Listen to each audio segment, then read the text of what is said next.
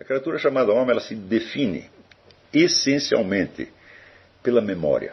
O ser humano é o bicho que age hoje em função daquilo que ele fez ontem. Nenhum outro bicho faz isso. Todos os animais reagem, vamos dizer, às situações que se apresentam de acordo com pautas que já estão dadas, vamos dizer, nos seus reflexos, de uma maneira permanente e mais ou menos imutável. Quer dizer, pode ser mudado por uma influência exterior, mas em princípio o conjunto dos reflexos, uma vez dado, ele se estabiliza e o animal vai reagir de maneiras permanentes. Tá certo? Ao passo que o ser humano está continuamente mudando a sua conduta de hoje em função de algo que lhe aconteceu ontem. Então, digamos, a continuidade da memória é o traço fundamental do ser humano. Essa continuidade da memória é precisamente o que uma coisa para chamava de consciência. Né? Quer dizer, a consciência é uma memória do passado preparada para as tarefas do futuro, ou pelo menos que ela se acha preparada. Quer dizer, você sabe o que você vai fazer porque você sabe o que você já fez e o que lhe aconteceu. Então, vamos dizer, muito mais até do que a mera capacidade da fala, é esta capacidade que define o ser humano. Quer dizer, isso nós chamamos precisamente da sua historicidade. Quer dizer, o ser humano é eminentemente histórico neste sentido, de que tudo o que lhe acontece hoje, tudo o que ele vai fazer hoje, se integra de algum modo no seu passado, do mesmo modo que a imagem que ele tem do passado se integra e se amolda novamente à situação que ele está vivendo para preparar um futuro. Isso todos os seres humanos conhecidos sempre viveram assim. Da onde vem, vamos dizer, o traço, vamos dizer, o segundo traço mais eminente derivado desse, que é o que eu chamo o princípio de autoria. Cada ser humano sabe que ele é autor de seus atos. Que aquilo que ele fez não foi um outro que fez. Pouco importando o que seja, quer dizer, se eu comi hoje de manhã, se eu tomei um café da manhã, eu sei que não foi o seu estômago que ficou cheio, e sim o meu. Então, se eu dormi, eu sei que quem acordou fui eu e não o vizinho. E assim por diante. Quer dizer, desde os atos mais banais até as ações de maior envergadura, a consciência de si mesmo como autor de seus atos acompanha o homem ao longo de toda a sua vida e ela se manifesta já desde os primeiros dias da existência. Quando você vê um bebê examinando a sua mão, o seu pé, etc., etc., o que ele está fazendo? Ele está tomando posse dos seus instrumentos físicos de ação. Ele está como que identificando esses órgãos, dizendo, isso aqui é meu mesmo, olha o que eu posso fazer, eu posso levantar um dedo, posso levantar 2 dedos, né? Posso mexer, posso ficar parado, tá certo? Isso aí já são as suas primeiras ações, e a memória dessas ações terá que se integrar nas ações seguintes, porque se num dia ele tomou consciência dos movimentos da sua mão, no dia seguinte ele vai usar os movimentos da sua mão para fazer alguma outra coisa. Então, desde o início da vida, o indivíduo começa, vamos dizer, a tomar posse do seu passado e a articular o seu presente e o seu futuro em vista deste passado. Por sua vez, o passado também vai sofrendo integrações cada vez maiores, tá certo? Até que chega um momento em que o indivíduo diz a palavra eu. Mas no momento que ele diz a palavra eu, não quer dizer que ele só passou a ter um eu a partir desse momento. Quer dizer que a partir desse momento, aquele eu, que é a sua identidade temporal, começa a falar dela mesma. Ora, uma coisa não passa a existir porque você falou dela, né? Mas a possibilidade que você tem de falar dela, ou de pensá-la através de um signo, aumenta tremendamente as suas possibilidades de ação, em cima dessa mesma entidade que você chama de eu. Não é isso? Por exemplo, surge a possibilidade de você mentir. Né? A sua mãe pergunta, quem foi que quebrou o vaso? Né? Então, você pode dizer, não fui eu, quando você sabe perfeitamente que fui eu. A possibilidade de mentir repousa exatamente nessas capacidades que eu estou descrevendo. Você vê, nenhum bicho pode mentir. Ele pode, por exemplo, camuflar a sua presença. Mas ele não pode dizer, não fui eu.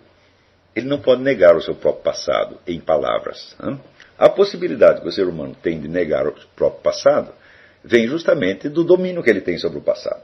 Se ele não conhecesse o passado, como é que ele ia negar? Como é que você vai negar uma coisa que você não sabe que existe? É?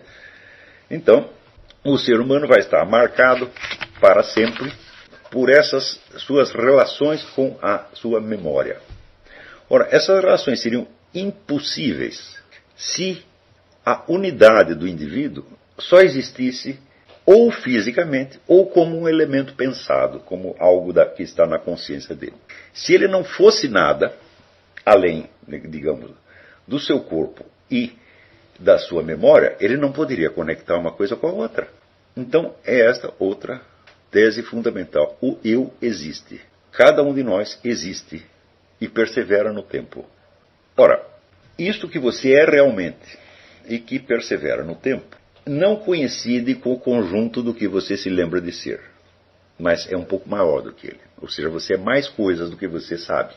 No entanto, o conjunto do que você sabe e do que você lembra só adquire unidade. Por quê? Porque você sabe que por baixo daquilo que você tem consciência de você, existe um eu real, um ente perfeitamente existente, do qual você pode esquecer partes imensas. Mas se você pegar todos os elementos que você tem na memória, que você controla, tá certo? Você vai referir aquilo aqui. Qual é o centro agente de tudo aquilo? É um ente meramente pensado? Note bem, eu estou aqui, agora eu penso. Eu sou o sujeito que fez isso, mais isso, mais isso, mais isso, mais isso. Eu digo muito bem. Qual foi o centro agente que produziu essas ações? É aquele mesmo no qual estou pensando agora? Não, não é possível. Porque esse só existe enquanto dado do meu pensamento agora.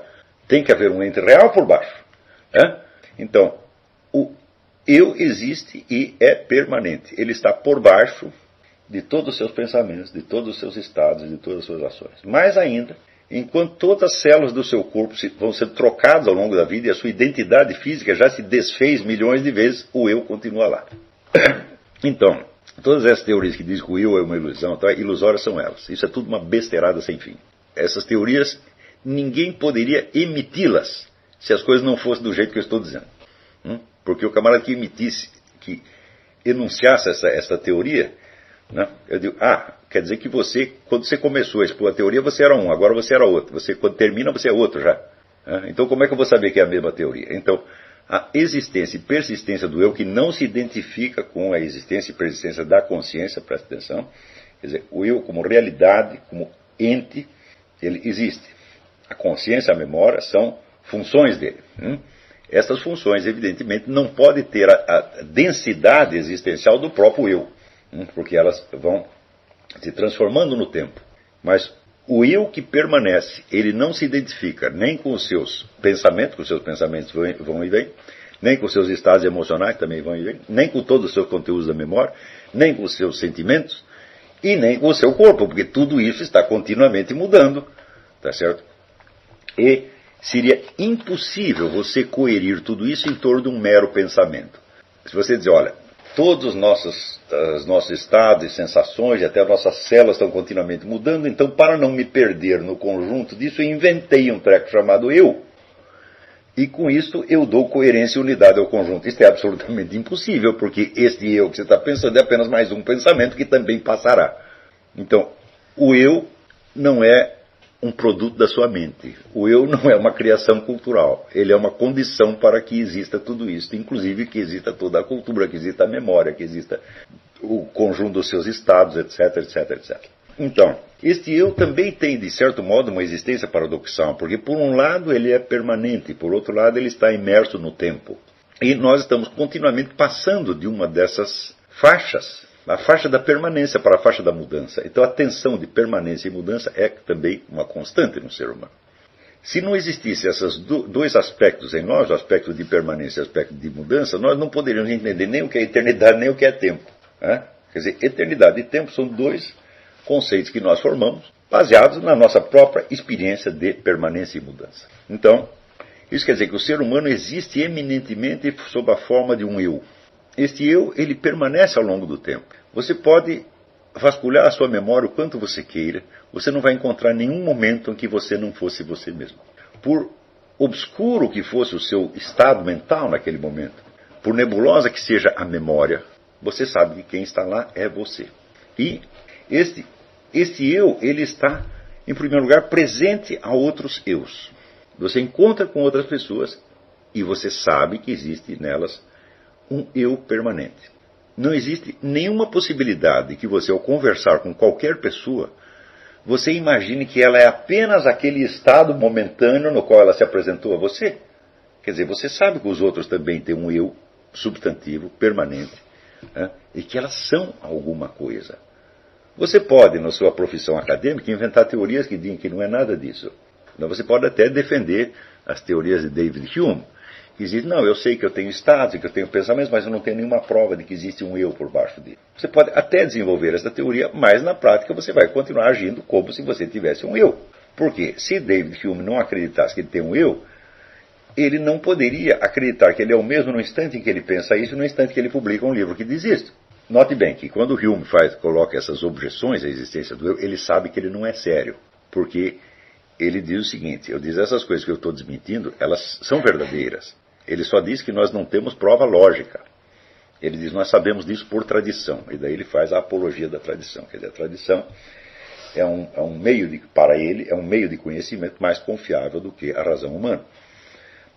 E cá entre nós, eu digo, não é nem a razão e nem a tradição. É a própria condição básica de existência do eu, que supõe nele alguma consciência da sua própria continuidade, sem a qual não poderia existir a filosofia de David Hume, e muito menos poderia eu entender a filosofia de David Hume. Então, dificuldades como essas levantadas por Hume provêm do fato de que o indivíduo analisa certas questões filosóficas sem se colocar perante elas com toda a seriedade existencial necessária.